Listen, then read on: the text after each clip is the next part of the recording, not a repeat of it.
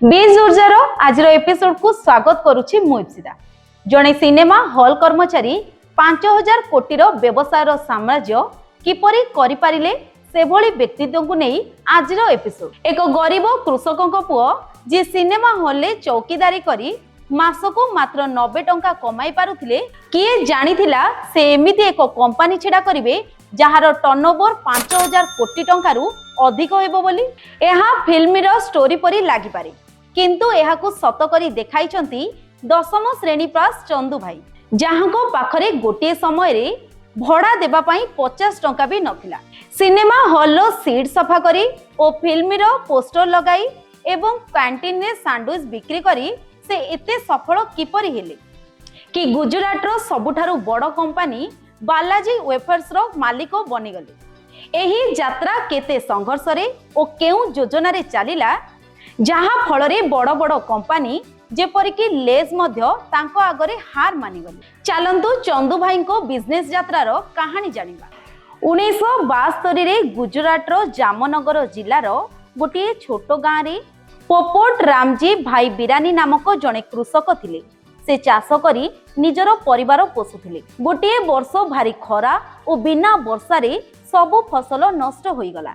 परे केबे मरुड़ी तो केबे अधिक वर्षा होई सेमानक आहार छड़ाई नेउथिला। एही सबु परिस्थिति रे हताश होई पोपोट भाई तांको पुराना जमी 20,000 टंका रे बिकी देले। सेही टंका को तांको तिनी पुओ चंदू भाई, मेघजी भाई और भिक्कू भाई को मध्य बांटी देले। परे चंदू भाई तांको भाई मानक सह मिसी राजकोट चली गली। सेठारे सेमाने कृषि प्रोडक्ट और कृषि यंत्र बिक्री करने को लागिले, किंतु तांको डीलर को भी जଣା थिला जे तांकर अभिज्ञता नाही आउ एहा देखि नकली सार अधिक टंकारे देउथिले।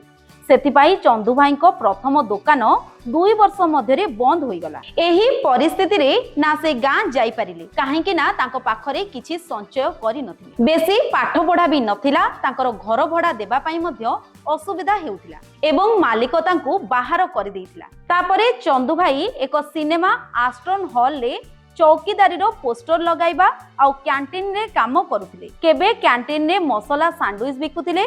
मासको मात्र 90 टंका दरमा थिला। एही सैंडविच को लोक मध्य बहुत पसंद करुथिले, जहा फल रे चंदू भाई किछि लाभ करि पारुथिले। 1982 रे से तांकर गाँ रु परिवार को आनी एही काम रे लगाइले। समस्ते मिसी एही कैंटीन काम चलाइबाकू लागिले, किंतु सैंडविच बंची गला परे सेगुड़िको नष्ट हेउथिला। एहाकू देखि चंदू भाई चिंतारे पड़ी गले। एमिति किछि जिनिस बिक्री करिबाकू पड़िबो जहा बळी पड़िले मध्य खराब हेबो नाही।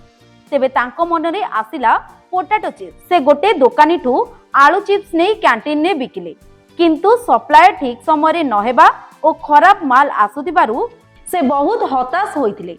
से निजे चिप्स बनेइबाकू निष्पत्ति नेले। 10,000 टंका जमा थिला। से एही टंका देई गोटे साधारण उठा दुकान कले।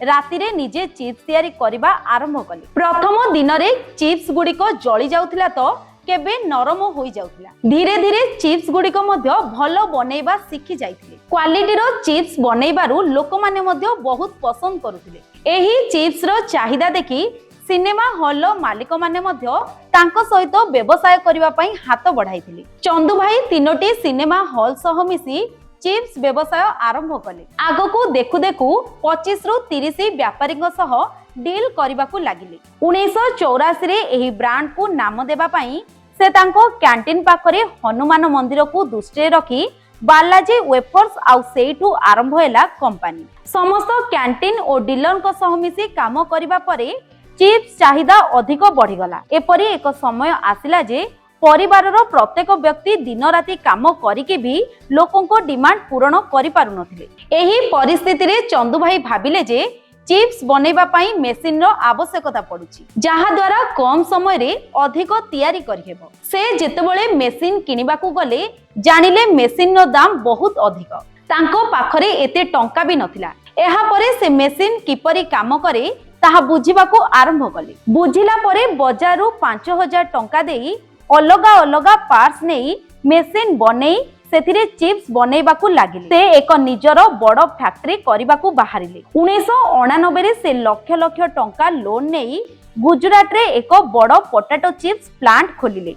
एही निष्पत्ति मध्य रिस्क थिला, कारण एही समय रे इन्वेस्टर माने नुआ कंपनी रे इन्वेस्टमेंट रे रिस्क नेउ नथिले, कारण जदि कंपनी चलीबनी तेबे सेमानकर ही क्षति होई पारे। किंतु परवर्ती समय रे व्यवसाय बहुत भलरे चलिला। 1992 रे एही व्यवसाय को से प्राइवेट लिमिटेड कंपनी भाबरे रेजिस्टर कले। एही समय रे तांको कंपनी ऑटोमेटिक मेसिन साहाय्य रे चिप्स बनाउथिला। चंदू भाई को विश्वास थिला जे मेसिन अधिक महंगा होइथिले मध्य मेसिन द्वारा किछि भूल होई न थाए एवं क्वालिटी रे मध्य कंट्रोल रुहे। मेसिन ने तैयारी करिबा मध्य सहज हुए। एहा परे से व्यवसाय को मजबूत कले। ब्रांड लोकल रु आंचलिक तापरे जातीय स्तर को बढ़िला। सेही समय रे मार्केट रे अंकल चिप्स, सिम्बा, विंटेज भली बड़ ब्रांड थिला। तथापि बालाजी तार क्वालिटी पाई मार्केट रे आगरे रहिला। एहा को देखि गोटे एमएनसी कंपनी चंदू भाई को अनुरोध कले जे से 4000 कोटी टंका रे ब्रांड बिक्री करंतु, किंतु चंदू भाई प्रस्ताव को मना करथिले। परे बालाजी नमकीन और अन्य स्नैक्स मध्य बनैबा को आरंभ कले। से सब को मध्य लोक माने बहुत पसंद कले। एहा परे कंपनी उत्तर प्रदेश, मध्य प्रदेश और अन्य राज्य रे फैक्ट्री स्थापन कला। चंदू भाई जानिथिले जे गुजरात रो फ्लेवर अन्य राज्य रे चली न थाई, तेणु से फैक्ट्री लोकल स्वाद अनुसार बहुत प्रकार स्नैक्स बनाइले। यह लोकों को पसंद आसुथिबारु से विभिन्न राज्य रे फैक्ट्री खोलिले। राजकोट, भलसोर, बड़दोरा एवं इंदौर रे। एही फैक्ट्री गुडी को दिन को 1000 क्विंटाल पोटैटो चिप्स और 5000 क्विंटाल नमकीन बनै थांती। एही बड़ उत्पाद लोकल बाजार को भल भाबे सप्लाय करि पारुथिला। एही सबु प्रयास फल रे 2006 रे बालाजी गुजरात रो पोटैटो चिप्स बाजार रे 90% भाग अतियार कला एवं परे से आगो को मध्य परिचित होई चलिला। किंतु हठात 2011 रे बालाजीर असुविधा देखा जाइतिला। बालाजीर सबुठारु बड़ प्रतियोगी पेप्सिकोर भारतीय विभाग बालाजी वेफर्स उपरे आरोप लगाइथिले कि ब्रांड रो डिजाइन कॉपी करा जाउछि। ता सह लेक्स मार्क्स रो डिजाइन बालाजी रंबल नाम रे गोटे स्नैक्स रो कॉपी करबा को नै फाइल करथिले। एहा पेप्सिको मुखपात्र कहिसंती, किंतु परवर्ती समय रे एही विषय रे आलोचना करि नथिले। एबे भाबंतु गोटे भारत रे बढुतिबा कंपनी उपरे एक विराट एमएनसी कंपनी रो आक्रमण। बहुत लोकों को असंतोष मध्य थिला, कारण बालाजी स्नैक्स उपरे लागिथिबा आरोप लोकों को उपरे प्रभाव पकाउथिला। कारण जहा भी हेउ, किंतु चंदू भाई हार मानि नथिले। चंदू भाई एही आरोप को सामना करिथिले ओ कोर्ट रे मध्य लढिथिले एवं से प्रति उत्तर रे रखिथिले कि पेप्सिको एथिपाई आक्रमण करुछि कारण बालाजीर उन्नति बढ़ी चलीछि। एते सबु परे भी कोर्ट राय सुनाई कहिले बालाजीको विरोध रे आदेश देले डिजाइन बदलाइबा पाई। कोर्ट रो एही राय परे बालाजीर एक्सपर्ट विशेषज्ञ को लागिला स्नैक्स रो पैकेजिंग डिजाइन बदलाइले तांकर ब्रांड पाई लाभ कमी जाई पारे। चंदू भाई को कहिबा अनुसार लोक माने बालाजीर नाम अनुसार भरोसा करंती, ना कि पैकेजिंग डिजाइन लोगो को।